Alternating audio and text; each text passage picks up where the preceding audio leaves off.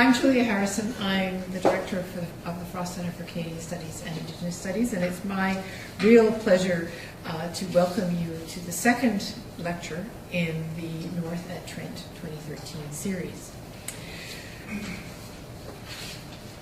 Tonight's lecture, before I go on, I must thank our sponsors. The Frost Centre for Canadian Studies and Indigenous Studies, the Roberta Bondar Fund, and the MIND Fund, which is based in the President's Office. And I'd also like to acknowledge the presence of Stephen Franklin, Trent's President, who's joined us this evening. It's a real pleasure to have you here. Thank you. When I first had the pleasure of meeting Michael Robidoux not quite a year ago, about 8-9 months ago, Christy, and I'm looking at Christy Elaine because we invited Michael from the University of Ottawa to be Christy Elaine's external examiner on her PhD thesis. And her PhD thesis was on elite men's hockey and Canadian identity in Canada. So this sounds like a topic that we would fit in generally with this theme. But in fact, when Michael came, not only did he serve us very well as the external examiner on PhD theses, but I also learned a lot more about him and the breadth and depth of his work. One of the things I also learned about Michael tonight at dinner was in fact that he could almost be called the accidental academic. And not that he doesn't have all the intellectual capacity and all what you need to be an academic, but his career has unfolded in really interesting ways that you probably won't believe me, since I've talked about hockey. We're going to be talking about food in northern Oji-Cree communities. But Michael actually began his career, both his first 2 degrees are actually in English literature. But he said that he got tired of not talking to people, and then went to Memorial University and did his PhD in folklore, which I think says a lot about the breadth and depth of his capacity as a researcher and as a scholar, which really fits in well with the interdisciplinary mandate of the Frost Centre. So he brings that perspective to us. His primary research focuses on Indigenous cultural practices as they relate to physical activity and local dietary practices. And in fact, it was his book, Skate Handling Through the Margins, First Nations Hockey in Canada, which actually led him in some ways to his interest in food, because going into northern communities, the issues and concerns and problems around what makes a healthy diet, which then makes a healthy hockey player and a functioning member of the community, were issues that he started to think about. But I also learned this evening in talking to Michael that he's been involved in international projects doing field work in Lebanon about the cultural practices of food, very much again on multidisciplinary teams that involve the kind of work he does, which is looking at the cultural practices around food, but also nutritionists, toxicologists, physiologists, people who can look at food and food systems in very elaborate and complex and integrated ways. So his he is someone who started out in English and is now working and teaching in a department of kinesiology, shows the breadth of his research. So it's a real pleasure to have him here tonight, and I think his work adds a lot to our series. And his talk tonight is Chronic Disease Prevention Through Local Food Procurement Initiatives, a collaborative response with 3 Oji-Cree communities in Northern Ontario. Yeah, so all those twists and turns, somehow I've landed here in Northern Ontario, actually, which you'll see it towards the end, Northern Ontario and beyond. This presentation is really on behalf of our Indigenous Health Research Group at the University of Ottawa, and I mean that sincerely. I'm one small part of this group, and any of the projects that we have that I'm going to be talking about are really the result of hard work by a whole bunch of different people, as Julie was mentioned, from a bunch of different fields. What I thought I was going to talk about today, for the most part, was kind of a little bit about the area that I'm working. I'm assuming there's quite a few that know quite a bit about issues around First Nations health and First Nations in Canada, and so I don't want to elaborate too long, but I at least want to contextualize the region. I was going to talk about some of these changes and the impact on chronic disease, in particular issues of overweight and obesity-related diseases. I'm going to talk to you about this food model that we've been working on, but also really emphasizing a very classic research-based approach that we took, which we thought was very community-based, very cool. Well, to me, I think it was pretty cool, but realizing that it wasn't as community-based as I would have liked it to have been, and some of the learning from that, some of the challenges in terms of working from a community perspective and a research perspective. But coming back to this collaborative response, in fact, most of the presentation, I guess, I'm going to really focus more on the collaborative response because I think it's more interesting. And I think I want to share a little bit about some of the things that we as a group are working on and some of the interesting issues and challenges we're facing. Okay, so where we are. Again, to start, I mean, basically we started in two communities, Casablanca Lake First Nation, Waterloo First Nation. We're now working also with, Waterloo is a more recent community we're working in. But basically, they're on the kind of interior northwestern Ontario. They're remote flying communities. Waterloo has a population of about 17. Wapakeka has about 300, and Casablanca around 900. They're Oji-Cree communities, again, remote fly-in. They only have road access for periods of the winter, and as you'd imagine now with changing temperatures and fluctuations in temperature, this winter road is dwindling. It's interesting, it's kind of like this forgotten land, I think, to a certain extent in Canada, especially when dealing with northern issues. Even a lot of the funding that we see is oftentimes north of 60. This is around 55 degrees latitude. And so it's an interesting area for lots of different reasons. One of the reasons that I find also is in terms of nutrition, which is basically the area that most of our work now that we do as a group is in chronic disease prevention. And when we're dealing with communities here, one of the things that people don't often recognize is how recent some of the impact has been in terms of European and Euro-Canadian intervention. And for the most part, what was, I think, this particular part of northwestern Ontario was quite recent, partly because as the Northwest Company was moving along in terms of the access to trade routes and furs, really did follow along James Bay, and it took quite a while before it actually got into some of the interior parts of northern Ontario. And some of the first accounts that are documented was this kind of the traders were talking about this arrogance of First Nations in this region, basically because of the affluence, where they were showing up with furs and seemingly so self-sustaining. And the diet itself, obviously, were land-based animals, to a certain extent fish, but primarily moose and beaver. And basically, with the setup of the Northwest Company and eventually Hudson Bay Company, we see obviously over-trapping, but also just simply to sustain the trading posts, they basically needed to consume and get more foods in, and basically depleted these wild food resources, but also simply these resources that were used for clothing, for shelter. I mean, it was like basically coming in and wiping out everyone's grocery stores and malls and things like that. It was really had a tremendous impact. But this is interesting because it's only around, say, about the 1750s and onwards that we're seeing this kind of real change in terms of lifestyle patterns. And it's really until about 1800, which again is quite recent, that First Nations in this region, in this northwestern region of Ontario, are really kind of struggling for suddenly now no longer not being affluent in terms of having food access, but are really now struggling, and this kind of culture dependency is starting to take shape.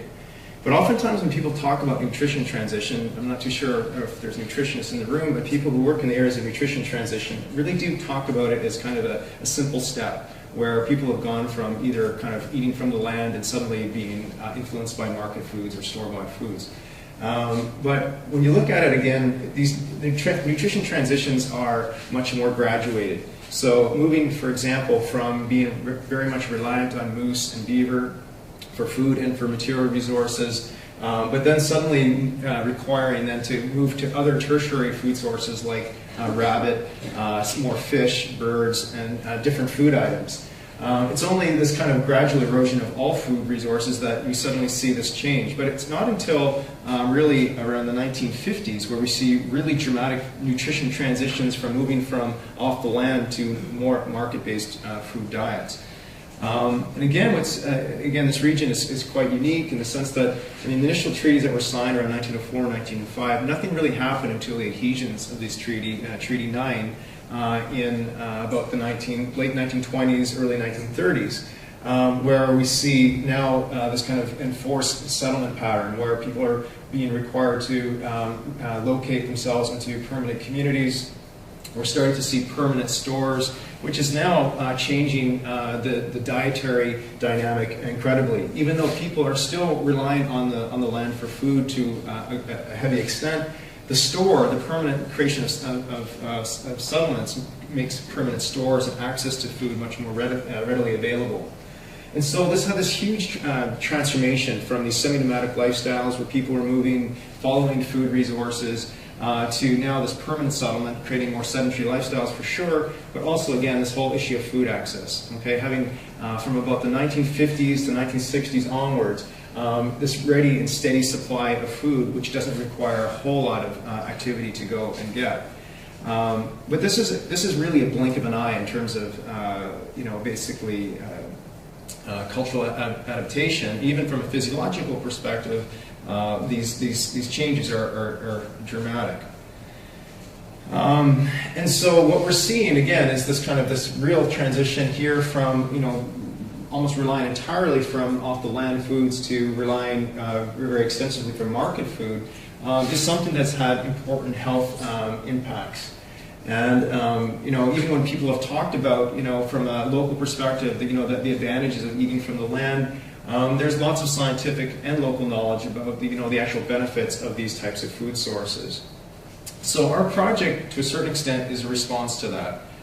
Actually, before I get into that, our project was designed for the most part to ultimately determine, what are the benefits, what are the consequences of this dramatic change in dietary patterns, particularly from off-the-land foods to store-bought foods in such a short period of time. And this is something that you probably are all aware of, and I'll just show you this particular graphic. But basically, one of the major consequences of this, real rapid transition from, semi-nomadic lifestyles and relying from off-the-land foods to permanent settlements and readily available market food has this onset of obesity and obesity-related diseases. This again these are estimates. I just wanted to show this to a certain extent, really just to emphasize the fact that we see discrepancies in terms of Aboriginal versus non-Aboriginal populations, in terms of the prevalence of overweight and obesity. Interesting, Nunavut is the only situation where it's an inverse relationship. But basically, as you've been probably heard 1,000 times right now, this issue of obesity is called an epidemic. Sorry, I should always wear a jacket when I give talks. This is sure. You would think you should squeeze this way. Yeah, that's what it doesn't really like that. It's the exact opposite. Okay, I'll throw in my job here. Perfect. Okay, I won't move. Okay. But again, this even popular discourses around the issues of obesity and obesity-related diseases amongst Aboriginal people are just. Can you guys hear me? Okay, like you probably hear me fine, I guess, or do we need this for recording purposes? Okay, one more time on this. Okay. People in the audience don't believe that this is the inverse when you squeeze this out. People think we just don't know what we're doing. Okay. So, yeah, I forgot. Okay, so basically, this is just kind of reinforcing the same thing. the obesity issue is one thing. What's more important, I feel, is this slide, which is actually kind of still an older bit of data from 2005. But it's important still where we're seeing this relationship between obesity and other obesity-related diseases, in particular type 2 diabetes, where we're seeing, again, the differences between Aboriginal versus non-Aboriginal populations. The problem is, disproportionately higher. The burden for type 2 diabetes is much higher in Aboriginal communities. But this graphic is important for a couple of reasons. One is the problem is actually not getting better, it's getting worse. And two, it's happening at a younger age. Okay, so especially kids in First Nations communities here, we're seeing at a very early age the onset of type 2 diabetes, which is a very manageable condition. But I think what's important here to kind of draw from this is that there's lots of money. People have been talking about this obesity epidemic, the problems with type 2 diabetes. Millions of dollars have been spent in terms of dealing with this, tons of interventions, but the problem, again, isn't getting better, it's getting worse. So basically, as a group, we thought our community-based approach was the way to handle this. Working from what elders have been talking about in this region and most regions across the Canada, even oftentimes throughout the world, is this emphasis on what was quote-unquote traditional dietary practices, the importance of these foods brought to people from a health perspective, but also from a cultural perspective, that these were culturally affirming foods that brought about good health. And it wasn't only in terms of these changes in diet that we see this onset of these chronic diseases. And so what our group did, again, in a group here where we have people working from my area, kind of on the cultural side, but toxicologists, physiologists, people working in the areas of nutrition, set up a study basically in initially these two communities, Wapakika First Nation and Casablanca Lake First Nation, to basically determine would we find any differences in terms of people who ate from the land versus people who ate more from the store. We set up a very simple study design. It was funded by the Northern First Nations Environmental Contaminant Program.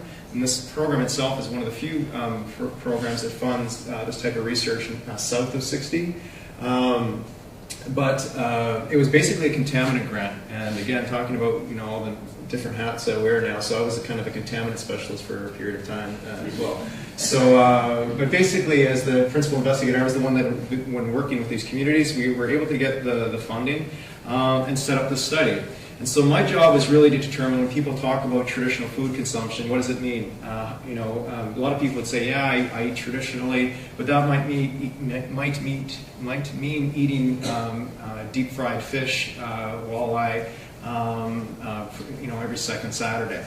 And versus people who really do eat not just simply how they prepare the foods, but different parts and tissues of the animals and what animals they're eating. So that was kind of my job, to understand the extent to which land-based foods were actually being consumed in these two communities.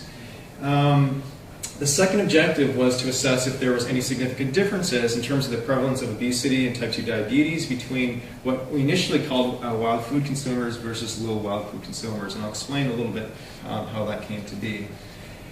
The clinical work, which was, again, it was quite difficult in terms of getting all of this to happen within these two communities, but basically there was basic anthropometric measurements that were done, BMI, waist circumference.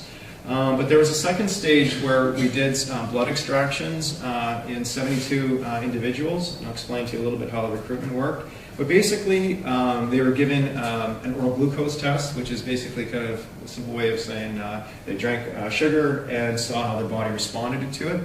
That was tested. There was also the blood work was done to test inflammatory markers and see what type of inflammation. There's good and bad inflammation. And then basically the levels of environmental contaminants. And so I don't have my science colleagues here to talk about that, so I do have some slides if anyone's interested in some of these results, but in more scientific ways, but I'm going to focus a bit more on the other components, which is more what I do. And that was the ethnographic component, which was really trying to understand, again, not just simply what traditional diets consisted of in terms of what was actually consumed, but basically what's involved in terms of getting on the land and actually going out and getting these foods. And Julie had mentioned my first introduction to these communities was, I was doing hockey research in Northern First Nations communities. And the first thing, as soon as you'd go into the community, people would want to take you, let's go ice fishing, let's go for a boat ride and go hunting or do whatever. I'm not a hunter. I don't know anything about hunting, to be honest. And even fishing, I have somewhat limited knowledge, even though it's still fun for me. But basically, I was able to participate in observing all these practices. We'd actually live in the communities during peak harvesting periods.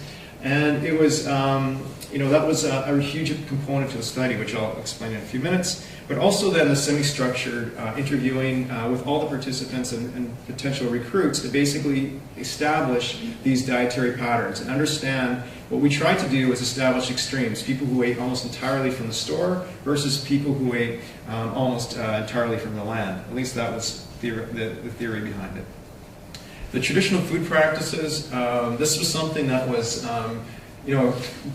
pretty amazing for me just as an individual, getting to participate, not just simply in terms of getting on the land and learning how the incredible amount of work that's still involved in terms of and the costs associated with getting on the land. People talk about, well, they have snowmobiles and guns, everything seems quite easy. But I remember this one trip, basically, again, keep in mind, I know nothing about hunting, but basically being on a skidoo for 2.5 hours and then going on snowshoe for another 1.5 hours, and then apparently snowshoes are too loud, so they have to actually take those off, and then you walk in deep snow. In fact, I was complaining the whole time that snowshoes are really hard to walk in, you just get rid of the snowshoes. And then I realized why that we don't have, I'll try this one more time out here in the neck. That's probably what all you guys in the audience were saying right from the start. There we go. And so, and then really walking waist deep in snow, and it was just incredibly physically demanding. I thought I was going to die 10 times over, and I complained, as I mentioned at supper tonight, I complained all the time. And apparently you have to be quiet as well, because moose are very clever animals. They can hear you, they can smell you. And sure enough, then we had to then stand still while one person walked, I don't know, half a kilometer or a kilometer around trying to bring the moose to us, where we stood waiting, where we're supposed to shoot the moose as it comes to us. Apparently, it was too sunny and clear of a day, and the moose apparently walked right behind us. Apparently, because there was 30 yards behind us, there was foot tracks and moose tracks, and the guys yelling at us that we should have shot them, and I didn't see any moose. And the one guy actually said, "I think we're in the wrong spot." So I really had no idea. And then we just basically walked our way back, and then snowshoed our way back, and then skidooed all the way back. And so it was almost a 12-hour day, which was, I just could not believe it. We came back empty-handed. I mean, we had nothing to show for it other than my hypothermia and complaining.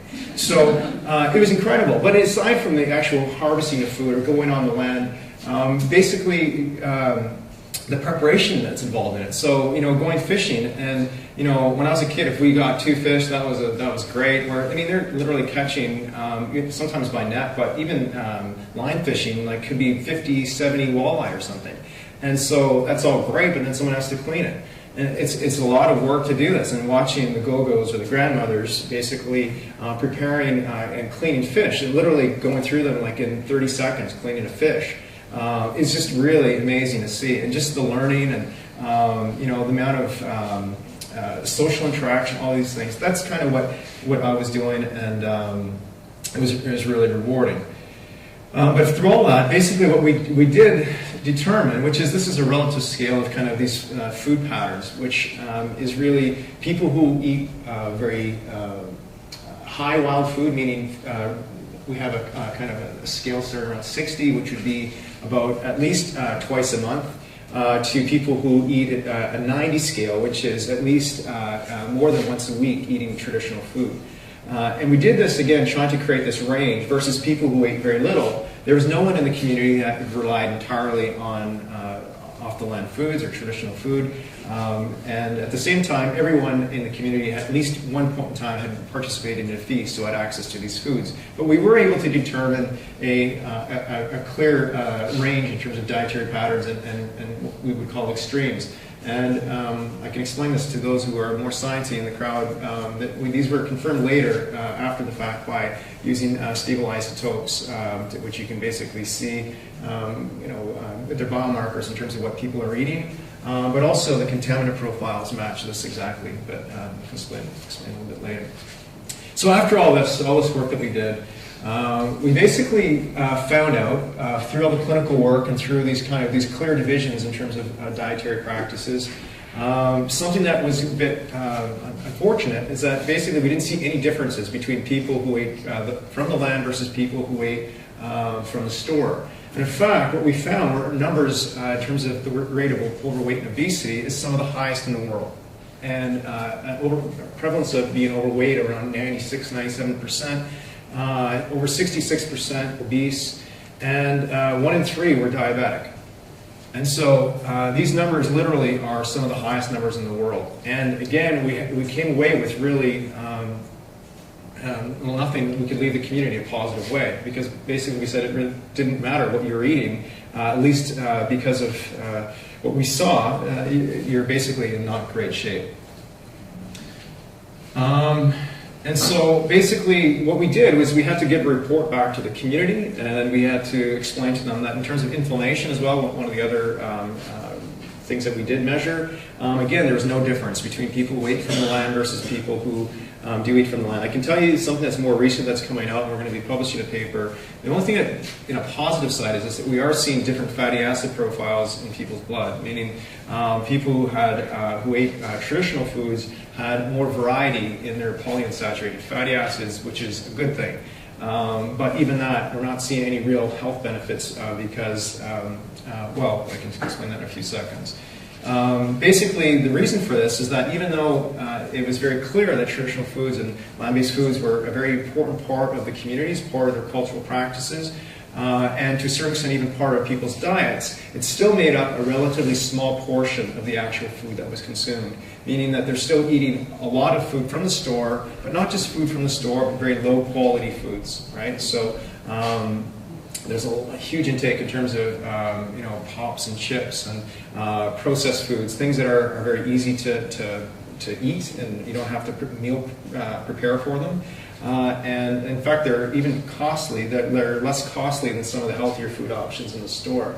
I should explain that in these communities, one of them has a northern store, the other one has a cell-phone community store, but the prices are exorbitant, as most people would know about any northern research. So $12 for like 2 liters of milk, $6 for like 2 apples. The typical problems in terms of accessing healthy foods. So it's not so much that we're anti-market food or store food. It's the fact that these food options in the store are limited in terms of the quantity, but also quality.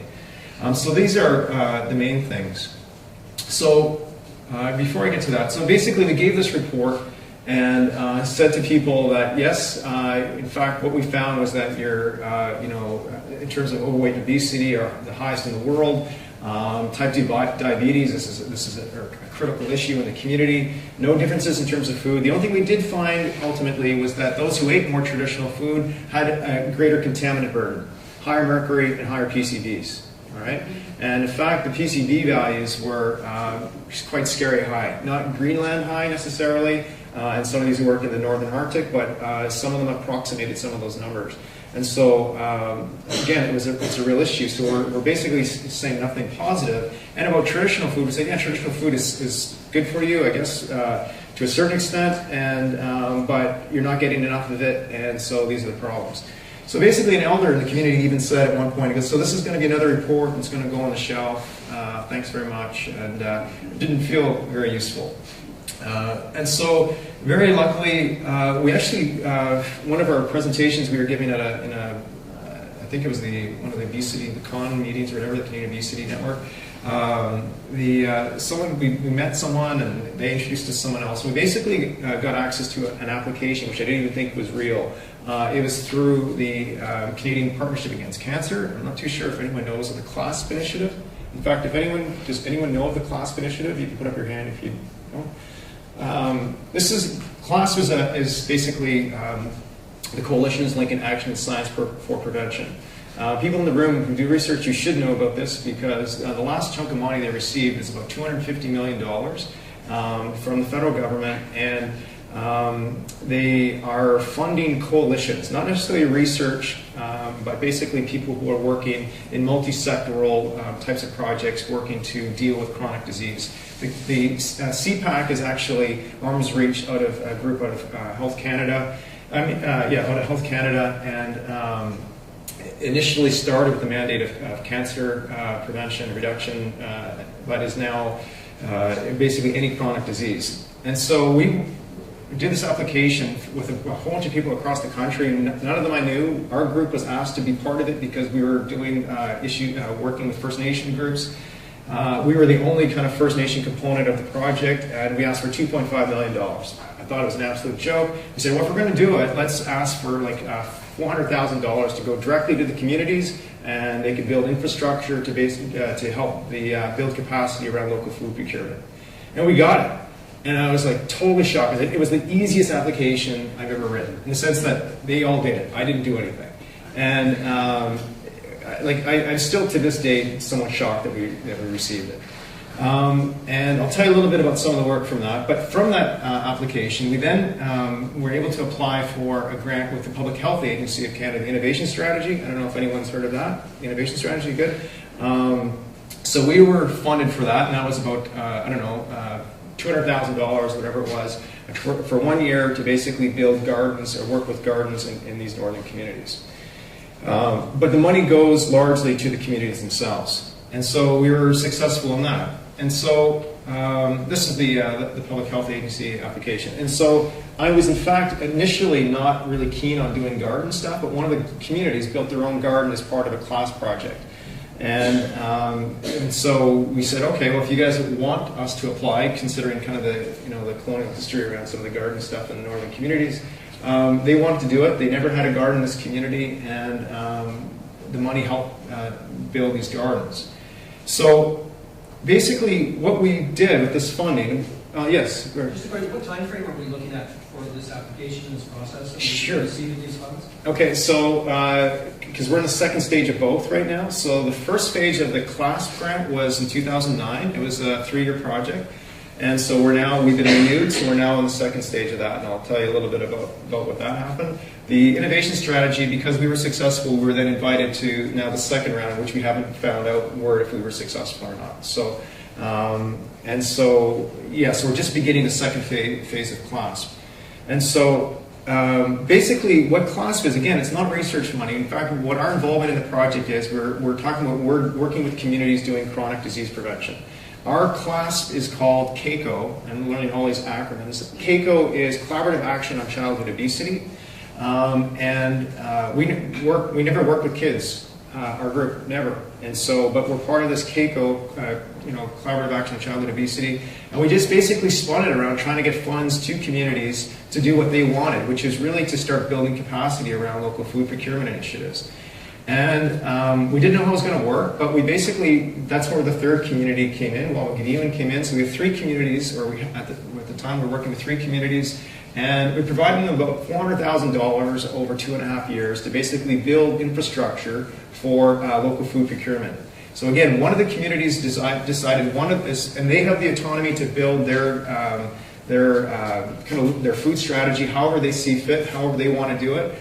Some people were focusing more on actually bringing food in, so some of the purchases was for skidoos, snowmobiles, boats and motors, paying the hunters to bring the food in, paying food preparers. Some people were focusing more on education, getting younger kids learning how to actually get on the field, getting out on the land and actually learning on what parts of the animal, how to hunt, how to fish, how to prepare the animals, how to cook. And so it's up to the communities about how they want to spend these funds. And so again, one of the communities decided part of their project was going to be on a community garden.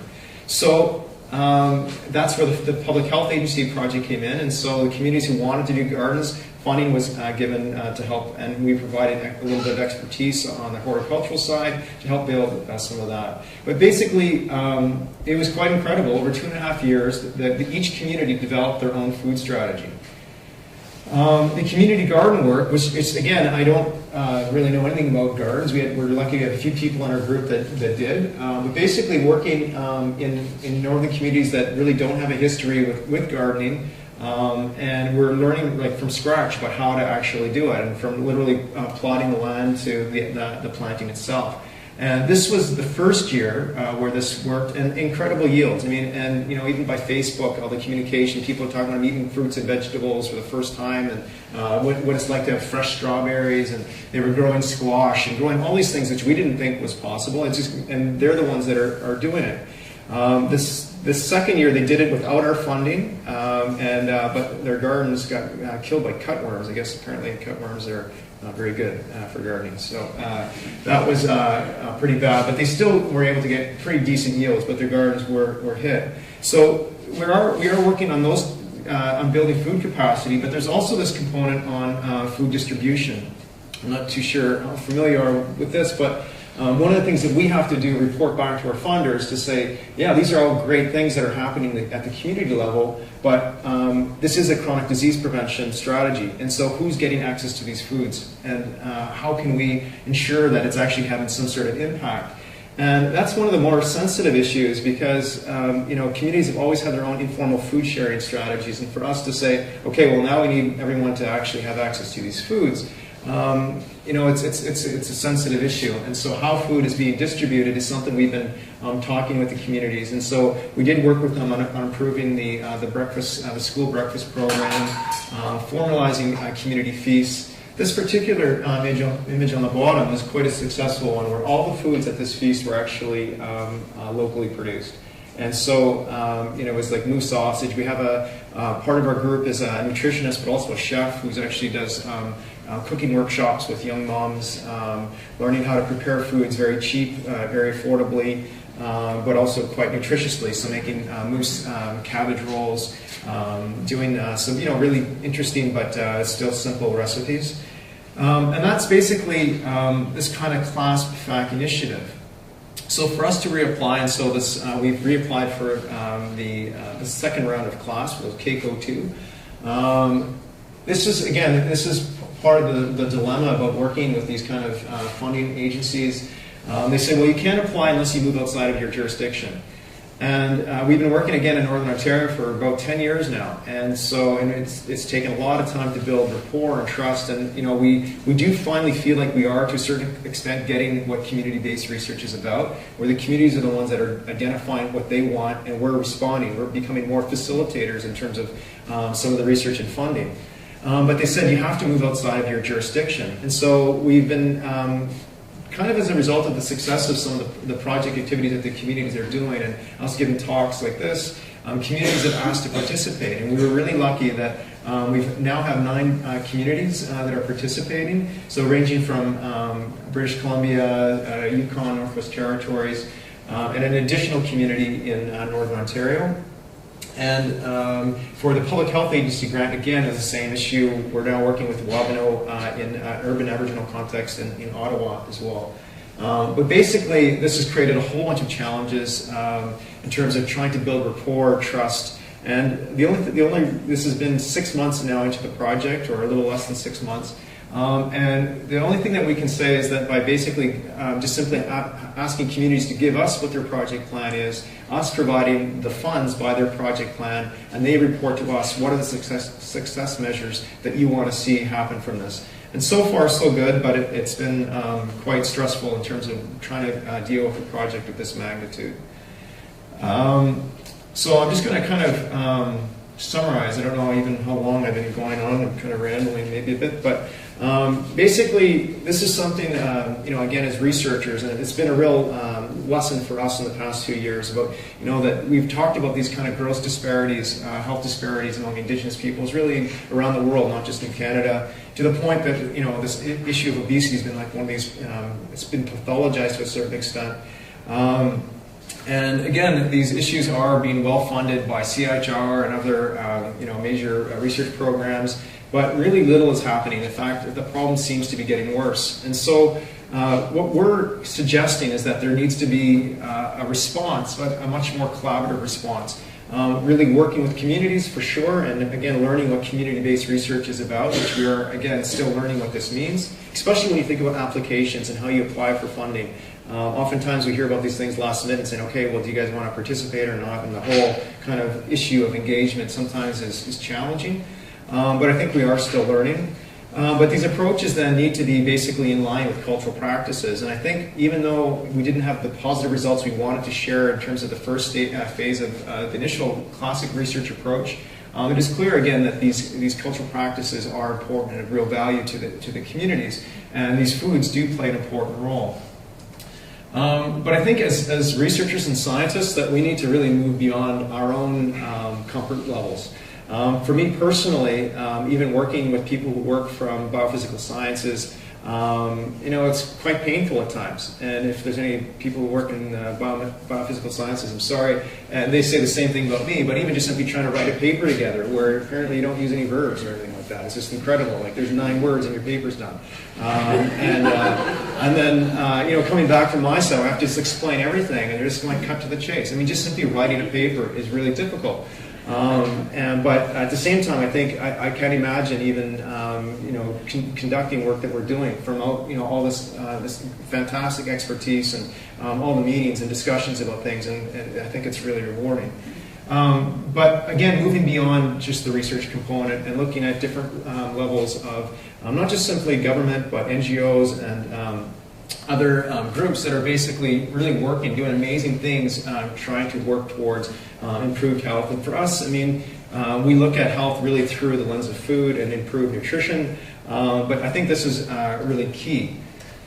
And I think the work that we've done so far in terms of, we have seen, some really positive and real tangible results from, the infrastructure that has been built in all the communities that we're working in. The fact that gardens are actually in place, well, not right now.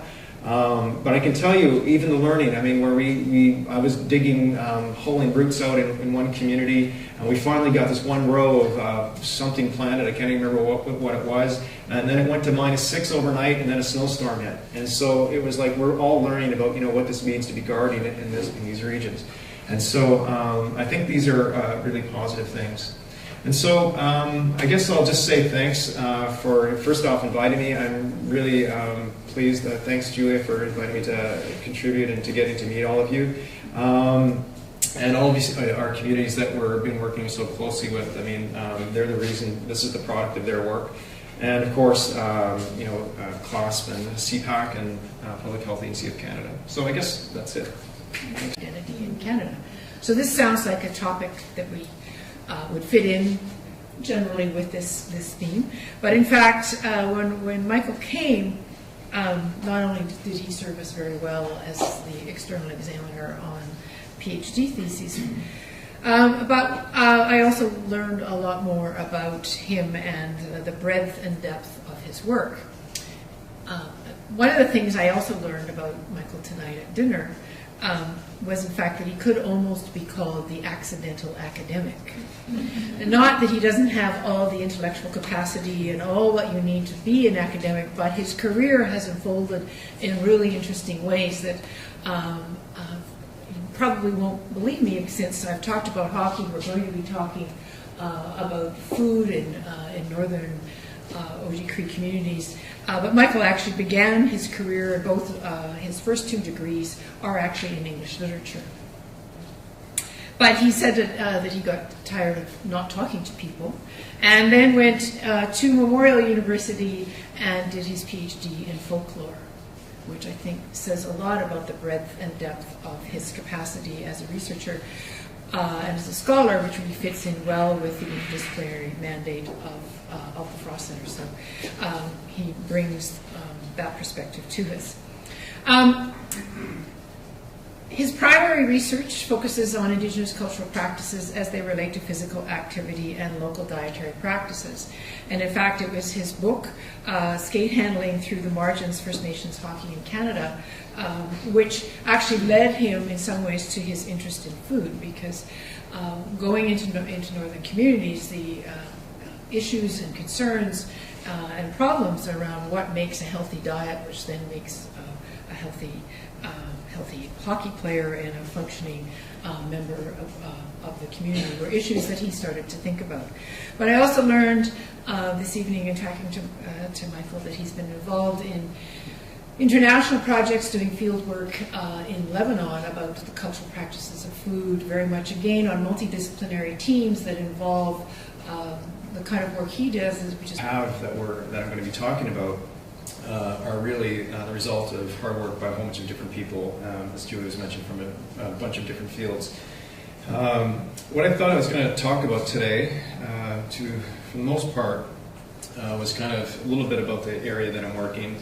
I'm assuming there's quite a few that know quite a bit about issues around First Nations health and First Nations in Canada, and so I don't want to elaborate too long, but I at least want to contextualize the region. I was going to talk about some of these changes and the impact on chronic disease, in particular issues of overweight and obesity and obesity-related diseases.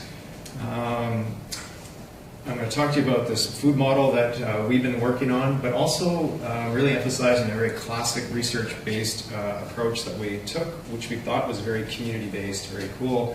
Well, to me, I think it was pretty cool, but realizing that it wasn't as community-based as I would have liked it to have been, and some of the learning from that, some of the challenges in terms of working from a community perspective and a research perspective, but coming back to this collaborative response. Looking at the cultural practices around food, but also nutritionists, toxicologists, physiologists, people who can look at food and food systems in very elaborate and complex and integrated ways.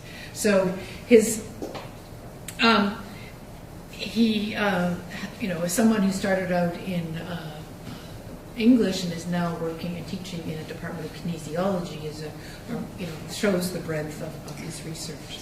So it's a real pleasure to have him here tonight, and I think his work adds a lot to our series. And his talk tonight is Chronic Disease Prevention Through Local Food Procurement Initiatives, a collaborative response with 3 Oji-Cree communities in Northern Ontario. Yeah, so all those twists and turns, somehow I've landed here in Northern Ontario, actually, which you'll see it towards the end, Northern Ontario and beyond. This presentation is really on behalf of our Indigenous Health Research Group at the University of Ottawa, and I mean that sincerely. I'm one small part of this group, and any of the projects that we have.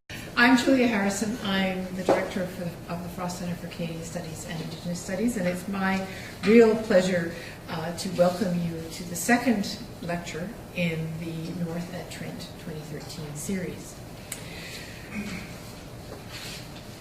Tonight's lecture, before I go on, I must thank our sponsors. The Frost Centre for Canadian Studies and Indigenous Studies, the Roberta Bondar Fund, and the NIND Fund, which is based in the President's Office. And I'd also like to acknowledge the presence of Stephen Franklin, Trent's President, who's joined us this evening. It's a real pleasure to have you here. Thank you. When I first had the pleasure of meeting Michael Robidoux not quite a year ago, about 8-9 months ago, Christy. And I'm looking at Christy Elaine because we invited Michael from the University of Ottawa to be Christy Elaine's external examiner on her PhD thesis. And her PhD thesis was on elite men's hockey in Canadian